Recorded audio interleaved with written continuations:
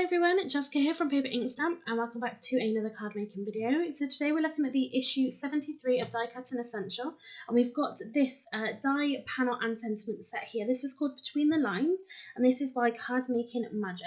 So we're going to make two cards with this panel today, just some really quick and simple cards, if you don't want to sort of have too much going on. But let's take a look in the magazine itself and look at the inspiration. So you can keep it super simple like I'm going to be doing today, or of course that you can see the samples in here, you can create some really beautiful kinds of cards. And I'm really loving that we're kind of moving past the Christmas cards. Not that I don't love making Christmas cards, but obviously it's been going on for a little while now, so I'd be happy to kind of create something a little bit more floral, something just to kind of move forward into next year. So again, you can see lots of different kinds of samples. With this die, you can snip into it, so you can use it as a panel that's going to cut into your cardstock. You can of course then snip into it and just use them in so many different ways. You can cut the whole thing out, cut pieces from it, so really versatile. So in this section you can see that they've got different kinds of projects that you could use this for, home decor, decorations, and I think they've got some download templates as well to help create some of these projects that you see in the magazine. So just looking through the rest of the magazine, we'll take a look at what comes in next month's issue. So this issue actually arrived about a week sooner than I was expecting it to. So I think then it says up there the 21st of January is when the next issue is going to come out. So this is made to surprise. So this is a 12-in-1 die set. There's looks like there's things that you can download, so we'll take a look at that. And it looks like some sort of sliding pop-up die set, so I'd be really interested to see how that works when it comes out. But for now, let's make a couple of cards using this Between the Lines die set. So like I said, keeping it really simple today. So the first thing I'm going to do is die cut two of these panels just as into some regular 160 GSM cardstock, and running that through the Gemini, it's worked perfectly. So originally I wanted to make two 7x5 cards. I wanted to make something slightly bigger, but I didn't actually measure the panel itself.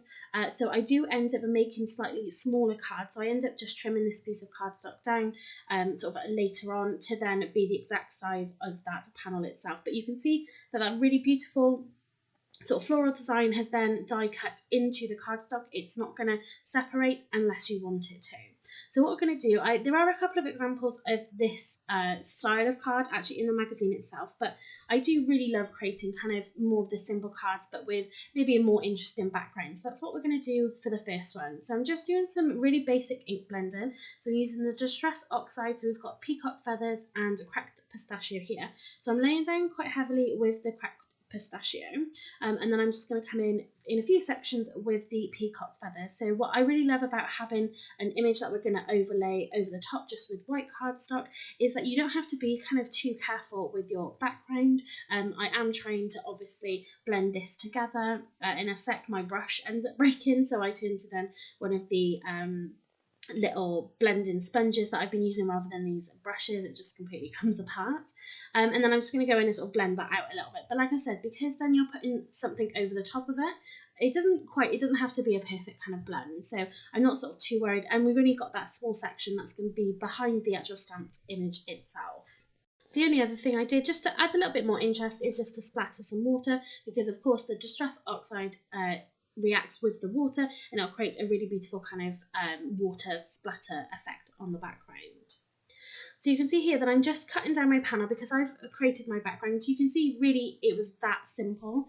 And like I said, yeah, I'm just cutting down then my panels, and you can see then it turns into this really beautiful panel because you've got the top and the bottom sort of cut away, but that really intricate detail in the middle is holding those two sections together. And I really love having it to one side, so you could put it directly in the middle, you could put it to either side, but I do really love having it sort of off-centered a little bit. So I also wanted to create a little bit of dimension and have just a little bit of shadow then behind that floral design, that panel in the middle. So I'm taking my funky foam in the white and I'm just cutting some pieces down to help sort of raise this section up. But obviously, like I've said in previous videos, doing it this way just gives it really great stability. So like I said, I'm just cutting some pieces down and just sort of making sure that I can sort of fit it in where it's not going to be seen over the edge. And then all I do is use some double-sided tape. So I have tried to use glue in the past, but I found that double-sided tape works best. And then I just tape the foam, tape it down onto my panel, and as you can see here, I'm just adding 3 lines of double-sided tape, and that's going to then stick it down onto my panel. So I do really, really love using this funky foam. Like I said, it gives it that really great dimension, but with that stability. And that's really just such an easy way of using this die. If you need to mass produce your cards, this is a really great design that's not going to take you kind of too long per card, but I really love having that splash of colour then with mostly white. So there are cards that I've made in the past, and some of my favourite cards have been just having a horizontal strip across like the top section of the card, and then adding maybe a critter or something, sort of a little bit of main focus to it. So they are really my favourite kind of sort of clean and simple cards. So for the second card I'm creating, again, I wanted to stick with that really simple kind of card design. I'm just taking some distress ink or any sort of ink pads that you've got, and I'm just sort of dabbing on the colour. So because this is really intricate, I'm kind of just dabbing and twisting just to get that colour down without then ruining the actual design, because it is so intricate. But I really didn't kind of think this through in terms of my colour combinations.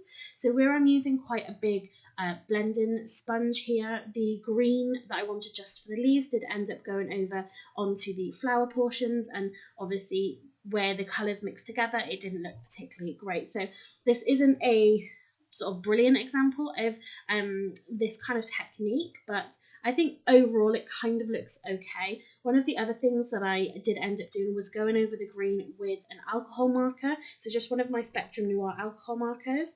It did kind of even it up a little bit, but it still wasn't brilliant. It wasn't until I thought, oh, I'll carry on with it and I'll pop it onto the card base that I'd already cut, and I'll just see what it looks like. And I think despite the fact that the colours don't go particularly well together because they have been blended over each other, I still think it actually looks quite nice, because you do still have that, you've got that white background, you've only pop of colour really is coming from the sort of floral panel itself.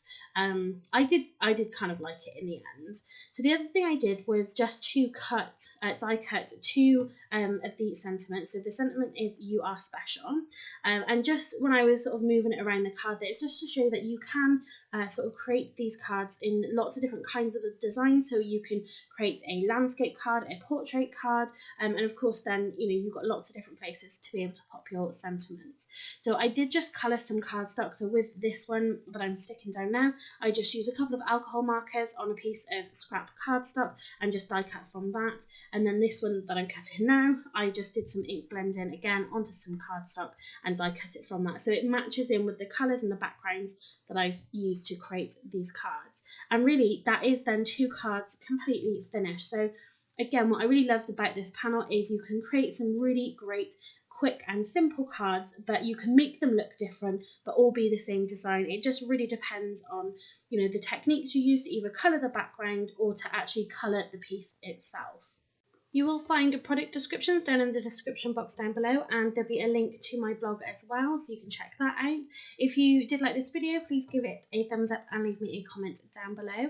If you haven't subscribed to my channel already, please do so you don't miss out on any future videos. So that's it for today. Thanks very much for watching, and happy crafting!